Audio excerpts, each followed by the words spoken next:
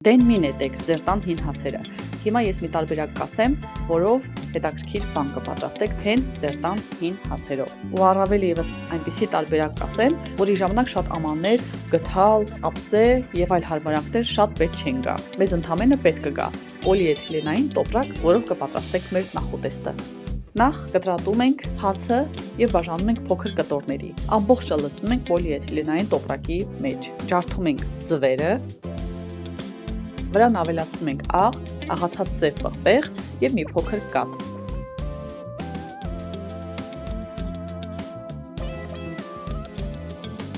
Խառնում ենք, ստանում ենք համասեր զանգված,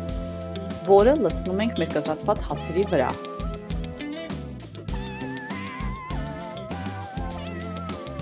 Իսկ հիմա տոպրակը լավ փակում ենք, բայց այնպես, որ մեջը օդ մնա։ Կարծես արհեստական աման ենք ստեղծում այս տարբերակով։ Փակելուց հետո սկսում ենք այնքան թափահարել օդում մեր տոպրակը, որ մեր ձվերն ու հացերը միախառնվեն իրար։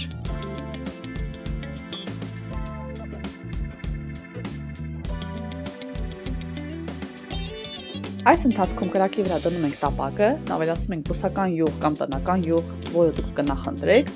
եւ մեր տոպրակը դատարկում ենք ամբողջությամբ թավայի մեջ ու սկսում այնքան կարմրացնել, մինչեւ որ հացերը խրխրթան կեղև կկազմեն։ Ահա այսքանը պարզ տարբերակ, որով խնայում ենք մեր քրտինքով վաստակած անապազօրյա հացը։ Իդեպ մի քանի օր առաջ հացի հետ կապված մի դեպքի ականատես եղա,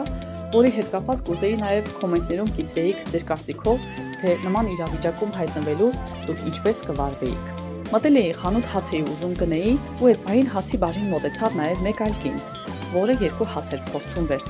վերցնելու պահին իր ձեռքից հացերից մեկը ընկնում է գետնին։ Այս կինը գետնից բարձրացնում է հացը եւ դնում մեկ այլ դարակում, որը հացի համար չէր նախատեսված։ Ես զարմացած հայացքով նայում եմ իրեն, իսկ ինքն էլ նկատում է, որ ես հետևում եմ իր քայլերին։ Այս կինը շարունակում է նորից իր համար եւս երկու հաց ընտրել, բայց այն հացը այդպես էլ մնում է այդ դարակի վրա։ Ես արդեն չհամբերելով զարմացած ասացի, բայց գոնե չեք ուզում աշխատողին տեղյակ պահեք, որ այդ հացը գետնին ընկած հաց է, որ հանկարծ աշխատողը չմտածի, ինչ որ մեկը սխալմամբ այդ հացը դրել է կողքի դարակում եւ ինքը կբերի բնականաբար իր գործն է, կբերի այդ հացը կդնի նորից հացի դարակի մեջ։ Եվ ինչ որ մեկը կգա պատահմամբ, կգա այդ հացը կվերցնի, կտանի տուն ու միգուցե իր փոքրիկը կուտի եւ դրանից մարսողական խնդիրներ կառաջանան։ Այս կինը ստիպված հացը վերցրեց եւ մոտեցավ աշխատողին, պատմեց, որ ընկել է գետնին, աշխատողը հացը վերցրեց եւ մենք արդեն երկուսով ես եւ այս կինը դուրս եկանք հացի բաժնից։